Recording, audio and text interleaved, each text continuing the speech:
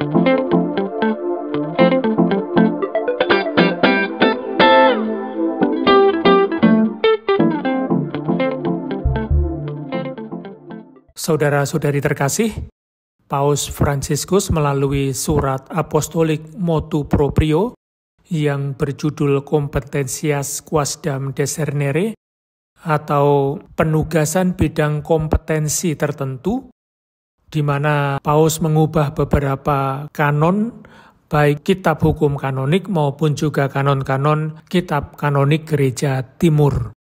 Mengapa Paus mengubah kanon-kanon tersebut? Alasan dasar dari perubahan tersebut diungkapkan dalam pembukaan surat apostolik Motu Proprio Competentias Quasdam Discernere, bahwa bidang-bidang kompetensi tertentu sehubungan dengan ketentuan-ketentuan undang-undang dimaksudkan untuk menjaga kesatuan disiplin dalam gereja universal dan kuasa eksekutif dalam gereja-gereja lokal dan lembaga-lembaga gerejawi, agar sejalan dengan dinamika persekutuan gerejawi dan meningkatkan kedekatan. Karena hanya dengan desentralisasi yang sehat, mampu menumbuhkan dinamika tersebut tanpa mengurangi dimensi hierarkinya. Oleh karena itu, dengan memperhatikan budaya gerejawi dan mentalitas yuridis masing-masing kanon, Paus Fransiskus menganggap tepat untuk melakukan perubahan terhadap peraturan yang ada di bidang tertentu dengan menugaskan berbagai bidang kompetensinya.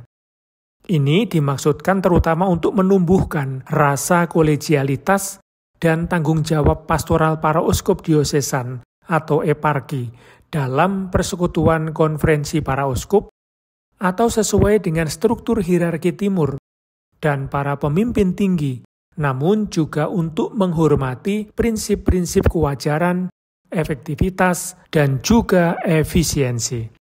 Perubahan-perubahan ini mencerminkan dengan jelas universalitas gereja yang plural dan berbagi, yang merangkul perbedaan-perbedaan tanpa menyeragamkan, menjamin kesatuan dengan pelayanan uskup Roma.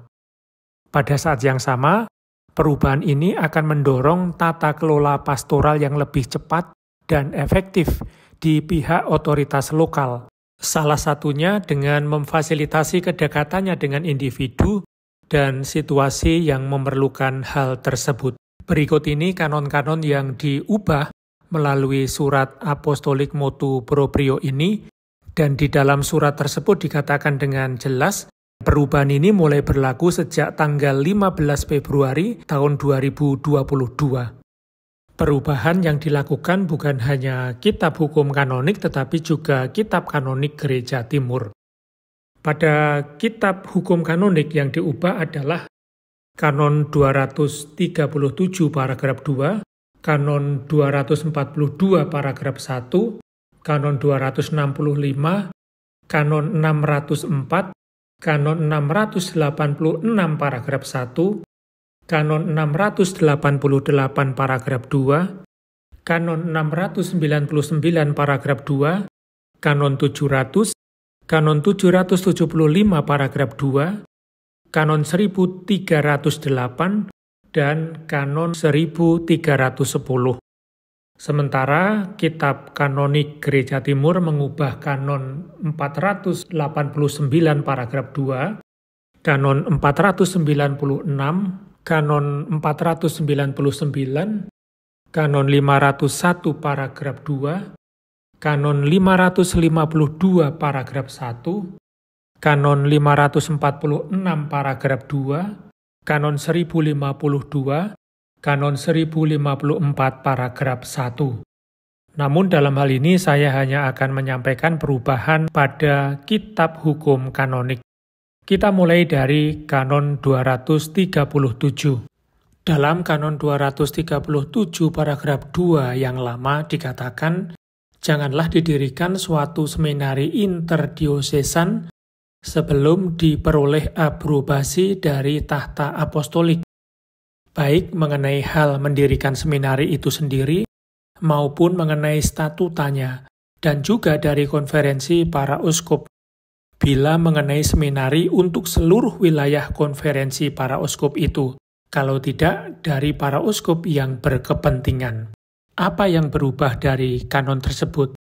Yang berubah adalah sebelumnya pendirian seminari interdiosesan membutuhkan aprobasi dari tahta apostolik. Lalu di kanon yang baru yang dibutuhkan tidak lagi aprobasi tetapi konfirmasi.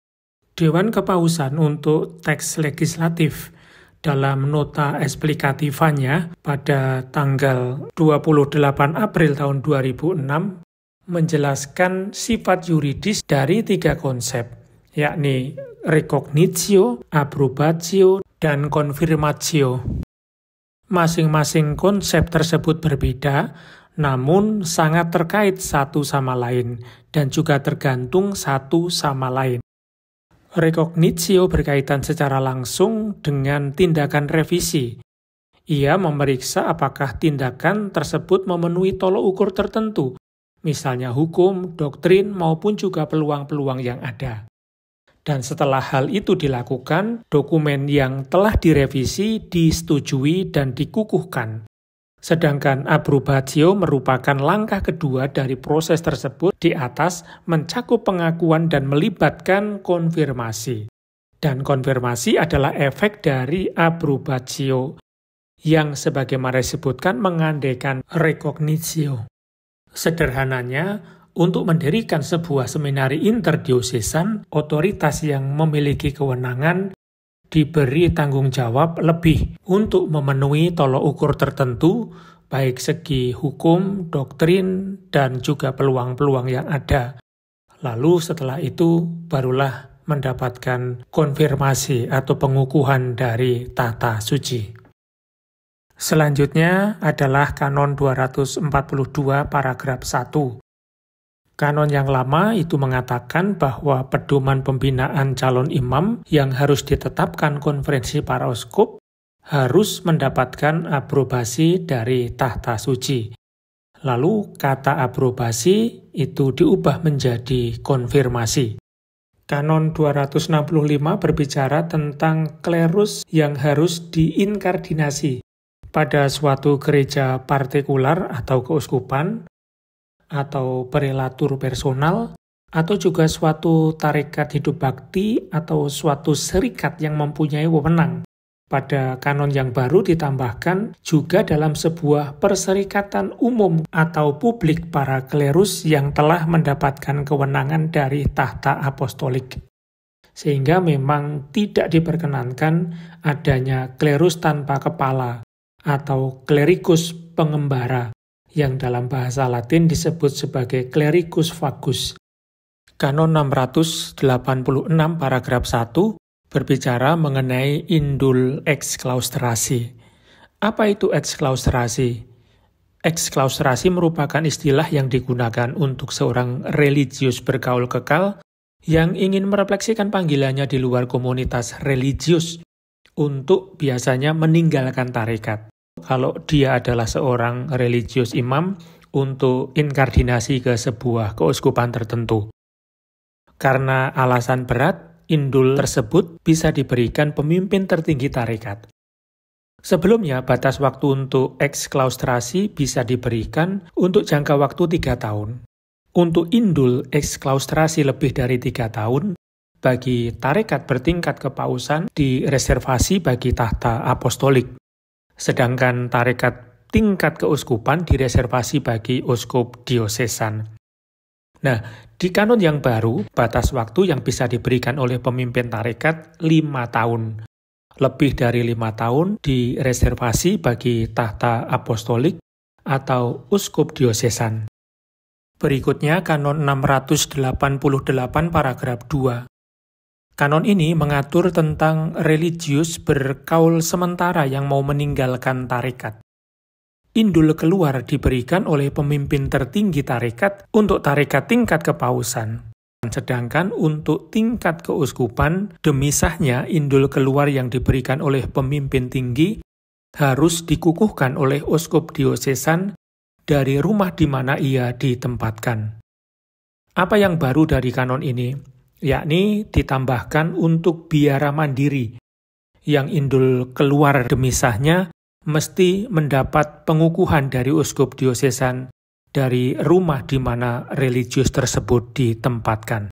Selanjutnya Kanon 699 paragraf 2 yang membahas bagaimana prosedur mengeluarkan anggota di biara-biara mandiri. Kalau kanon sebelumnya, pemimpin hendaknya menyerahkan berkas pengeluaran kepada uskup diosesan setelah diperiksa dewanya, di kanon yang baru ditetapkan bahwa kewenangan mengeluarkan ada pada pemimpin tertinggi setelah mendapatkan persetujuan dari dewanya. Maka yang berubah adalah bahwa sebelumnya kewenangan ada pada uskup diosesan berubah menjadi kewenangan berada pada pemimpin tertinggi biara setelah mendapatkan persetujuan dari dewanya. Berikutnya Kanon 700. Kanon ini menetapkan tentang dekrit pengeluaran anggota. Pada kanon yang lama, dekrit pengeluaran mempunyai kekuatan setelah dikukuhkan oleh tahta suci untuk tarekat tingkat kepausan dan oleh uskup diosesan untuk tarekat tingkat keuskupan. Demi sahnya harus menyebutkan dalam dekrit tersebut bahwa anggota yang dikeluarkan memiliki hak rekursus atau naik banding dalam waktu 10 hari sejak diterimanya pemberitahuan itu. Di kanon yang baru, dekrit pengeluaran mempunyai kekuatan pada saat diberitahukan kepada anggota yang dikeluarkan. Dan demi sahnya harus menyebutkan hak yang dimilikinya untuk naik banding atau rekursus dalam waktu 10 hari sejak diterimanya pemberitahuan itu. Paus Fransiskus melalui surat apostolik Motu Proprio tanggal 2 April tahun 2023 mengubah lagi kanon 700 terutama berkenaan dengan waktu untuk naik banding atau rekursus dari 10 hari sejak pemberitahuan dekrit pengeluaran menjadi 30 hari. Berikutnya kanon 1308. Kanon 1308 ini berbicara tentang pengurangan beban misa dan juga berkenaan dengan otoritas yang berwenang untuk mengurangi beban misa tersebut. Kita mulai dengan kanon 1. Kalau teks yang lama dikatakan bahwa pengurangan beban misa yang hanya dapat dilakukan karena alasan yang wajar dan perlu, itu direservasi bagi tahta apostolik, di kanon yang baru direservasi bagi uskup diosesan dan pemimpin tertinggi tarekat hidup bakti dan serikat hidup kerasulan. Paragraf 2, pengurangan beban misa itu memiliki syarat, yakni jika secara jelas disebutkan dalam piagam fondasi, ordinaris dapat mengurangi beban misa atas dasar hasil yang berkurang. Lalu di kanon yang baru berbunyi, berkenaan dengan misa yang diadakan secara mandiri berdasarkan warisan, uskup diosesan mempunyai wewenang atas dasar berkurangnya penghasilan selama alasan itu berlangsung untuk mengurangi kewajiban keukuran persembahan yang berlaku secara legitim di keuskupan, asalkan tidak ada orang yang wajib dan dapat berhasil dipaksa untuk menambah persembahan. Dan paragraf 3 yang baru berbunyi, uskup diosesan juga mempunyai kuasa untuk mengurangi kewajiban atau warisan misa yang mengikat suatu tarekat gerejawi apabila pendapatannya tidak mencukupi untuk mencapai yang semestinya dari tujuan tarekat tersebut. Sedangkan paragraf 4 yang baru berbunyi, pemimpin tertinggi tarekat religius klerikal atau serikat hidup kerasulan memiliki kuasa yang sama, sebagaimana disebutkan dalam paragraf 2 dan paragraf 3. Sementara itu, paragraf 5 dari kanon yang lama menjadi paragraf 4 di kanon yang baru. Dengan demikian, perubahan yang terjadi di kanon 1308 berkurang dari 5 paragraf menjadi 4 paragraf. Berikutnya, kanon 1310. Perubahan yang terjadi di paragraf 1 berbunyi, ordinaris hanya atas alasan yang wajar dan perlu dapat mengurangi, mengatur, dan mengganti kehendak-kehendak dari orang-orang beriman untuk karya-karya saleh setelah mendengarkan mereka yang berkepentingan dan dewan keuangannya sendiri dan dengan memelihara maksud pendiri semaksimal mungkin. Dengan demikian, perubahan yang terjadi terletak pada pengambilan keputusan yang harus mendengarkan pihak-pihak terkait terlebih dahulu. Lalu di paragraf 2 yang baru berbunyi, dalam hal-hal lain haruslah perkaranya diajukan ke tahta apostolik. Paragraf 2 ini mengambil dari paragraf 3 sebelumnya. Maka kanon 1310 ini dari 3 paragraf menjadi 2 paragraf. Itulah perubahan kanon-kanon yang dibuat oleh Paus Fransiskus melalui surat apostolik Motu Proprio Competentias Quasdam Discernere. Semoga berguna. Terima kasih. Tuhan memberkati.